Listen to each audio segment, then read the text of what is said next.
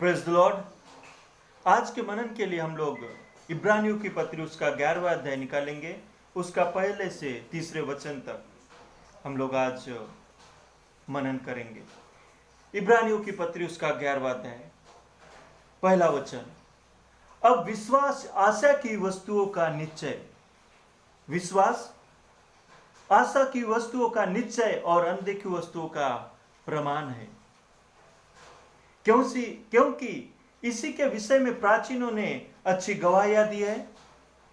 विश्वासी से हम जानते हैं कि सारी सृष्टि का रचना परमेश्वर के वचन के द्वारा हुई है, पर यह नहीं कि जो कुछ देखने में आता है वह देखी हुई वस्तुओं से बना हो। विश्वास अनदेखी वस्तुओं का प्रमाण है, विश्वास आशा की वस्तुओं का निश्चय। आज प्रभु में जो लोग पाए जाते, सारे लोगों को विश्वासी करके संबोधित किया जाता है, क्योंकि वो विश्वास के द्वारा प्रभु के पास आए और विश्वासी के द्वारा वो आज प्रभु में पाए जाते हैं और सारे कार्य उनके पाए जाते हैं।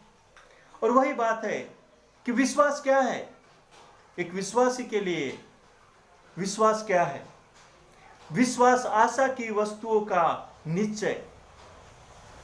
जो वस्तुओं को हमने देखा नहीं लेकिन केवल आशा की और उसका निश्चय कर लिया, विश्वास कर लिया, प्रतीति कर ली कि वो हमें परमेश्वर देगा ही, वह है विश्वास। जिसको हमने देखा नहीं उसका निश्चय कर लेना ही विश्वास है। दूसरी अनदेखी वस्तुओं का प्रमाण, जिन वस्तुओं को हमने देखा नहीं, जिन वस्तुओं को हमने अभी तक जाना नहीं,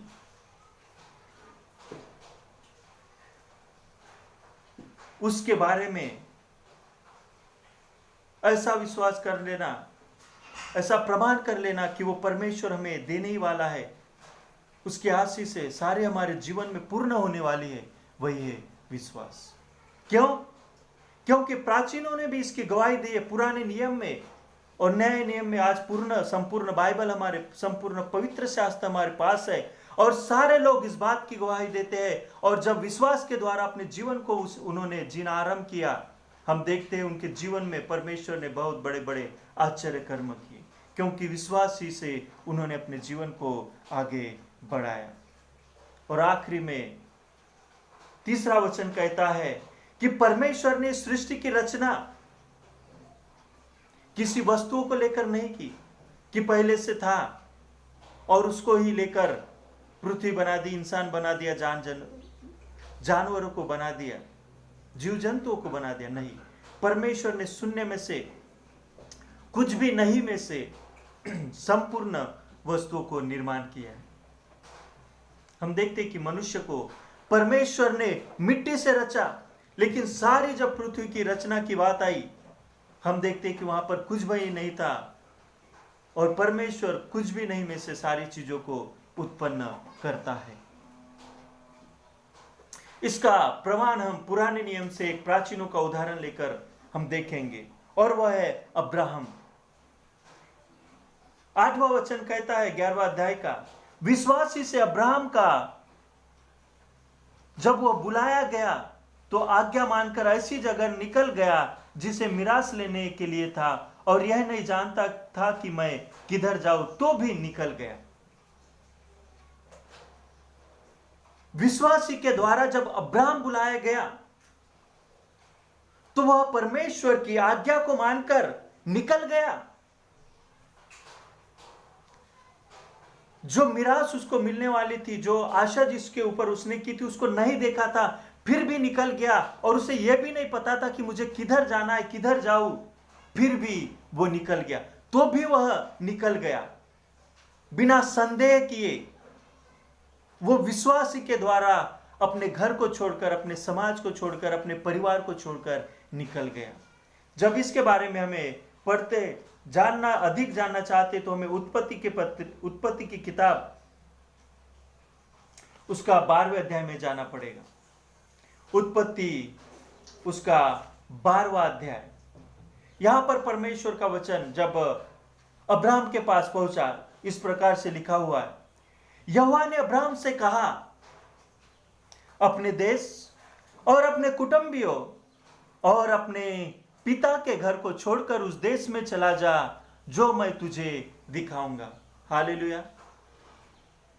परमेश्वर का वचन अब्राहम के पास पहुंचा और वो भी क्या कहता है परमेश्वर, कि तू अपने देश को, अपने घर को, अपने कुटुंबियों को, अपने पिता के घर को छोड़कर उस देश को चला जा जिसे मैं तुझे देने पर हूं, और मैं तुझसे एक बड़ी जाति बनाऊंगा और तुझे आशीष दूंगा और तेरा नाम महान करूंगा और तू आशीष का मूल होगा। परमेश्वर उससे कहता है कि मैं तुझसे बड़ी जाति बनाऊंगा, तेरा नाम महान करूंगा और तू आशीषों का मूल होगा।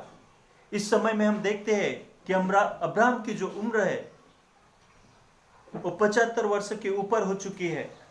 सारा की भी उम्र, उसकी पत्नी सारा की भी उम्र बहुत हो चुकी है और इस समय तक उनके बाल बच्चे नहीं हुए हैं, उन्हें कोई वारिस नहीं, उनके पास कोई संतान नहीं है।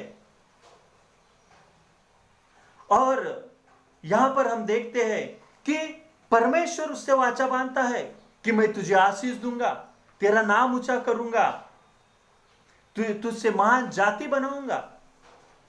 ये सारे वायदे जो है वो हवाओं में दिखाई दे रहे हैं, क्योंकि एक भी अगर प्रैक्टिकल में या उस वक्त में देखा जाए तो इसका एक भी ऐसा प्रमाण नहीं है, ऐसी गवाही नहीं है, एविडेंस नहीं है कि इन बातों को सपोर्ट कर सके और कह सके कि सचमुच में अब्राहम उस लायक है और परमेश्वर जो कह रहा है वो सारी बातें दिखाई दे रही कि सचमुच में वो एक दिन पूर्ण होगी। फिर भी अब्राहम जब परमेश्वर के इस वचन को सुनता है और जब परमेश्वर उसे यह वचन देता है, परमेश्वर का वचन कहता है इब्रानियों की पत्री में कि वो छोड़कर, तो भी इन सारी बातों को देखते हुए, तो भी यह शब्द वहां पर इस्तेमाल किया गया है, तो भी वह चला गया। उसने अपने कुटुंबियों को, अपने परिवार को, अपनी धन संपत्ति, सारे चीजों को छोड़कर वो अपने देश से, अपने घर से निकल गया, क्योंकि परमेश्वर ने उसे वायदा किया था उस देश को देने के लिए जिसकी प्रतिज्ञा उसके पुरखाओं के साथ परमेश्वर ने बांधी है। यहां पर हम देखते हैं कि परमेश्वर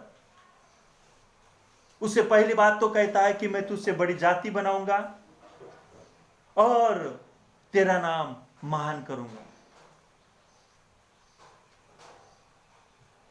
अब जाति बनाने का अर्थ है कि परमेश्वर उसे संतान देने जा रहा है। जाति बनाने का अर्थ है कि परमेश्वर उसे पुत्र देगा और उससे वंशावली उत्पन्न करेगा और आने वाले दिनों में उसका परिवार बढ़ते जाएगा और वो महान जाति बन जाएगी, महान समाज बन जाएगा अब्राहम के द्वारा। और दूसरी बात यहां पर वो सिखाता है कि मैं तुझे आशीष का मूल ठहराऊंगा, यानी जितने तू घर की अपनी वस्तुओं को छोड़ेगा, अपने देश को छोड़ेगा, अपने कुटुंबियों को छोड़ेगा, अपने माता पिता के घर को छोड़ेगा, उससे भी महान आशीष मैं तुझे दूंगा। जितनी प्रॉपर्टी तू यहां पर छोड़ के जाएगा उससे कई गुना आशीष मैं तुझे दूंगा और तेरा नाम महान करूंगा। मेरे मित्रों, आज जब हम इन वचनों को देख रहे हैं, ये सुनने के लिए बहुत ही अच्छे लगते हैं कि परमेश्वर महान करेगा, आशीष देगा, बच्चे देगा, या जो भी हमारे हमसे प्रतिज्ञा करता है वो सारी चीजें देगा। लेकिन जब वास्तविक रीति से इनके ऊपर चलने का या अपने जीवन में लागू करने का जब समय आता है, हम पीछे हट जाते हैं। परमेश्वर ने उसे वायदा किया और ये चीजें नहीं भी थी उसके जीवन में, ना उसके वंश कोई था और ना ही उसके पास कोई धन संपत्ति था, फिर भी वह सारी चीजें यहीं पर छोड़कर अपने माता पिता की जो भी धन संपत्ति थी वो सारी चीजें छोड़कर वो निकल जाता है, क्योंकि उस समय में कोई पैसे नहीं रहते थे। सारी चीजें जो रहती थी भेड़ बकरी या जानवरों के रूप में रहती थी, या तो फिर जगह के रूप में या खेती के रूप में रहती थी। सोना चांदी ये बहुत कम, या रहेगा फिर भी बहुत थोड़ा ही, लेकिन जो भी प्रॉपर्टी रहती थी वो उनके कामकाज पर, जैसे भी यहाँ पर इसका पिता जो था मूर्ति बनाने वाला, और जो भेड़ बकरियां रहती उनके द्वारा इन्हें अमीर गिना जाता था। और यहाँ पर हम देखते हैं कि वो जब परमेश्वर उसे वायदा करता है, वो क्या कहता है, अपने देश, अपने कुटुंबियों, अपने माता पिता के घर को छोड़कर उस देश में तू चला जा जिसे मैं तुझे दिखाऊंगा। परमेश्वर उसे कह रहा है कि इनको छोड़ दे सारी चीजें, और जितनी आवश्यकता की जरूरत की चीजें उसको लेकर तू आगे बढ़ जा। बहुत कठिन समय है कि अच्छा स्टैब्लिश है, जहां वो रह रहा है, अच्छा घर है जो उनके पुरखाओं का, माता पिताओं का बनाया हुआ है, अच्छा सेटल हो चुके हैं, अपने जीवन में प्रतिदिन की रोजी रोटी कमा रहे हैं, अपने जीवन को अच्छी रीति से चला रहे हैं। और ऐसे समय में अगर कोई वायदा या प्रतिज्ञा करता है कि तू उन सारे चीजों को, उन सुख को, उस जॉब को, या जो भी काम धंधे, सारी चीजों को, परिवार को छोड़कर तू उस देश को चला जा जहां तूने देखा ही नहीं है, बहुत मुश्किल हो जाता है।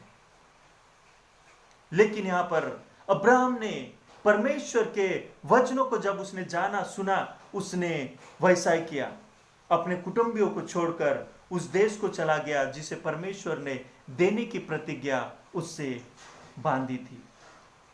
आगे में वो कहता है कि जो तुझे आशीर्वाद दे उन्हें मैं आशीष दूंगा, जो तुझे कोसे उन्हें मैं श्राप दूंगा, और भूमंडल के सारे कुल तेरे द्वारा आशीष को पाएंगे। परमेश्वर कहता है कि तेरे द्वारा बहुत सारे लोग आशीष पाएंगे, और जो तुझे श्राप देंगे वो श्रापित होंगे, और जो तुझे आशीष देंगे वो आशीषित होंगे। आगे में वो कहता है यहोवा के इस वचन के अनुसार अब्राहम चला गया और लूत भी उसके संग चला। और जब अब्राहम हारान देश से निकला उस समय वह 75 वर्ष का था। इस प्रकार अब्राहम अपनी पत्नी सारे और अपने भतीजे लूत को लेकर जो धन उन्होंने इकट्ठा किया था और जो प्राणी उनके हारान में प्राप्त किए थे, सबको लेकर कनान देश में जो जाने के लिए निकल चला, और वे कनान देश में आ गए। परमेश्वर ने प्रतिज्ञा बांधी थी, और जो इनकी निज संपत्ति थी और जो भी धन इकट्ठा किया था, जो भी प्राणी उनके पास थे, उन्हीं को लेकर अब्राहम आगे निकल जाता है, आगे बढ़ जाता है, और अपने परिवार, अपने कुटुंबियों को, सारे लोगों को वो वहीं पर छोड़ देता है, और विश्वासी के द्वारा वो आगे बढ़ता है। यही तो है विश्वास। अपने सारे कंफर्ट को, अपने सुख सुविधा को, अपने जॉब को, अपने अच्छे रीति से जो चल रही जिंदगी, उसको छोड़कर परमेश्वर के लिए इन सारी चीजों को त्याग कर परमेश्वर के लिए कष्ट उठाना, परमेश्वर के राह पर चलना, यही तो है विश्वास। बहुत सारे लोग आज अपने जगह को छोड़कर दूसरे जगह जाकर परमेश्वर की सेवा या परमेश्वर की बुलाहट को पूर्ण नहीं करना चाहते। परमेश्वर की बुलाहट सारे लोगों के लिए, जीवन के लिए अलग अलग है। लेकिन यहां पर हम देखते कि जब परमेश्वर ने अब्राहम को बुलाया, उसने वह कार्य किया। उसने अपनी जगह को छोड़ा, अपने घर, अपने कुटुंबियों को छोड़कर वो आगे बढ़ चला। मेरे और आपके जीवन में ऐसी कई सारी गवाहियां हो सकती है। हमारे समाज में, मसीह समाज में ऐसी बहुत सारी गवाहियां है जो परमेश्वर के विश्वास को हमारे जीवन में दर्शाते हैं, दिखाते हैं। अब विश्वास अब्राहम ने तो छोड़ दिया, लेकिन आपके और मेरे जीवन में क्या? कैसे हम विश्वास के उस राह पर चले जिस पर चलने के लिए परमेश्वर ने आपको और मुझको बुलाया? ये तो हो गई प्राचीनों की, प्रेरितों की गवाही, जिसके द्वारा हमने जाना कि उन्होंने विश्वास किया और उन्हें सारे चीजें छोड़कर वो आगे बढ़े। लेकिन आज जब आपके और मेरे जीवन में जब इस विश्वास को देखते हैं, जब परमेश्वर के हम विश्वासी बनकर आज है, किस रीति से हम इसका आज्ञा पालन करते हैं? परमेश्वर सभी को नहीं कहता कि अपने घर बार को, अपने परिवार को, अपने कुटुंबियों छोड़कर, अपने देश को छोड़कर चले जाओ। लेकिन जब विश्वासी जीवन जीने की बात आती है, क्या हम तत्पर हो जाते हैं? यहां पर हम देखते हैं कि अब्राहम के पास जो भी कुछ था, उस जगह जब वो सेटल हो चुका था, अच्छे तरीके से वो रह रहा था, उसके पास कुछ ही था, लेकिन वो अपना था उसका, और वो उसके लिए पर्याप्त था अपने जीवन को व्यतीत करने के लिए। लेकिन परमेश्वर उससे वायदा करता है कि मैं बहुत बड़ा आशीष का सोता तुझे बनाऊंगा, बहुत बड़ी विशाल आशीषों को तुझे दूंगा, तुझे महान करूंगा, तुझे पुत्र और तुझसे एक वंशावली उत्पन्न करूंगा, जो उस वक्त उसके पास नहीं थे, कुछ भी नहीं थे। जितने भी परमेश्वर ने वायदे किए थे वो केवल हवाओं में थे। लेकिन परमेश्वर कहता है कि जो तेरे पास थोड़ा सा है उसे त्याग कर विश्वास के द्वारा इस महान आशीषों के लिए तुझे आगे बढ़ना पड़ेगा। और वैसे ही आपके और मेरे जीवन में है। क्या हम उस थोड़े से को छोड़ने के लिए आज तैयार है, परमेश्वर की उन महान आशीषों को प्राप्त करने के लिए? इन आशीषों को जब पढ़ते हैं, इन वायदों को पढ़ते हैं, बहुत अच्छा लगता है, लेकिन जब हमें अपने जीवन में इसे लागू करने की बात आती है, इसके ऊपर चलने की बात आती है, हम पीछे हट जाते हैं। हम उस थोड़े से को त्यागना नहीं चाहते, हम उस थोड़े से को छोड़ना नहीं चाहते। बहुत बार हमने गवाहियां सुनी है बहुत सारे लोगों से। एक बार क्या हुआ कि एक व्यक्ति था जो प्रतिदिन अपनी रोजी रोटी कमाकर अपने परिवार को पालता था। लेकिन क्या हुआ कि एक दिन जब वो अपने काम पर गया, रोजी रोटी पर गया, उसका काम नहीं लगा, सारे काम धंधे उसके छूट गए, और उसके पास घर में जो भोजन था थोड़ा ही था, थोड़ा सा ही उसके पास था। और क्या हुआ कि परमेश्वर के जो दास लोग प्रार्थना करने उसके घर में गए और उसे अगुवाई हुई कि परमेश्वर के दास लोगों को तू खिला। और उसके पास एक ही टाइम का भोजन होने के बावजूद भी उस वक्त वो उन भोजन की तैयारी करता है और परमेश्वर के लोगों को खिलाता है। और उस पश्चात वो लोग चले जाते हैं। लेकिन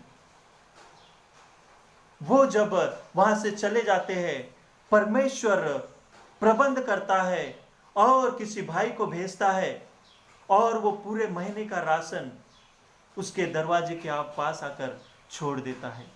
जब ये खोलकर देखते हैं तो वहां पर राशन पूरा महीने का उसमें उनको मिल जाता है। ऐसी कई गवाहियां हैं आपके और मेरे जीवन में। लेकिन जब बात आती है कि उस थोड़े से को छोड़ने की, जो हमारे पास है उसको परमेश्वर के लिए कुर्बान करने के, परमेश्वर के लिए हमें दान करने की, तो हम पीछे हट जाते हैं और वही हम चूक जाते हैं और अपनी महान आशीषों को हम खो देते हैं। आज आपके और मेरे सामने चैलेंज है। जब मैं कॉलेज गया पढ़ाई करने के लिए, परमेश्वर के वचन को सुनने के लिए, सीखने के लिए, परमेश्वर को जानने के लिए, उस वक्त मेरे पास बहुत थोड़ा था। और मैं यहां पर परमेश्वर की सेवा कर रहा था और PCPNI के द्वारा मेरी सेवा चल रही थी, थोड़ा बहुत सपोर्ट वो कर रहे थे। मेरा जीवन गांव खेड़े में सेवा कर रहा था, ठीक ही चल रहा था। लेकिन परमेश्वर के बुलाहट और परमेश्वर के वचनों से गहराई से जानने के लिए, परमेश्वर की प्रकाशन को, उसकी गहराई को समझने के लिए, उसका अध्ययन करने के लिए, मुझे जब परमेश्वर ने अगुवाई किया, मैंने कहा प्रभु मैं तेरे वचन को जानना चाहता हूं। और मैंने सारी चीजें जो थी मेरे पास उनको यहीं छोड़कर मैं विश्वास के द्वारा निकल गया कि परमेश्वर तू सारा प्रबंध करेगा। और जब मैं कॉलेज में गया, शुरुआत में कठिनाई परेशानी हुई, लेकिन उसके बाद परमेश्वर ने सारा प्रबंध कर दिया। उसी प्रकार आपके और मेरे जीवन में हो सकता है। कि हम अपने जीवन में अच्छी रीति से अपने जीवनों को व्यतीत कर रहे हो, लेकिन परमेश्वर चाहता है कि हम उन्हें त्यागे, उन चीज़ों को छोड़ दे और आगे बढ़े, ताकि हम परमेश्वर की उन आशीषों को प्राप्त करें। ऐसी बहुत सारी गवाहियां हैं मेरे पास में, मेरे जीवन में और आपके जीवन में भी है।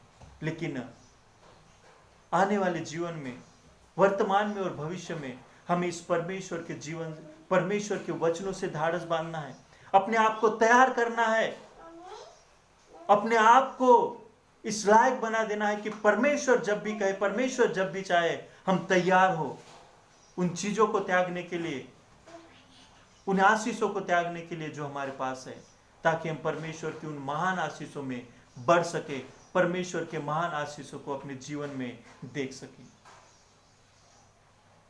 और यही तो है विश्वास, जो आशा की वस्तुओं का निश्चय और अनदेखी वस्तुओं का प्रमाण है। और इस 11वें अध्याय में इसके बहुत सारे उदाहरण को हम देखते हैं। लेकिन आज परमेश्वर आपके और मेरे जीवन में इस विश्वास को देखना चाहता है, इन बातों को देखना चाहता है कि हम परमेश्वर के लिए तैयार हैं, त्यागने के लिए, अपनी मुठ खोलने के लिए, अपने हाथों को उंडेलने के लिए क्या हम तैयार हैं? आए अपनी आंखों को बंद करें और परमेश्वर को कहें कि परमेश्वर, हम इस लायक नहीं, लेकिन तू हमें तैयार कर, ताकि हम हर समय तत्पर रहे त्यागने के लिए, तेरे आशीषों में, तेरे वायदों में आगे बढ़ने के लिए, अपने जीवन को तत्पर रखने के लिए। परमेश्वर, हम धन्यवाद देते हैं तेरे इन महान वचनों के लिए। हमें तैयार कर तेरे राह पर चलने के लिए, विश्वास के द्वारा आगे बढ़ने के लिए। जैसा अब्राहम ने सारी चीजों को त्याग कर वो आगे बढ़ा, वैसे भी हमें सारी चीजों को त्याग कर हम आगे बढ़ सके, इसलिए सहायता और मदद कर। धन्यवाद के साथ प्रार्थना प्रभु यीशु के नाम से मांगते हैं। परमेश्वर इस वचन के द्वारा आप सभी को आशीषित करें।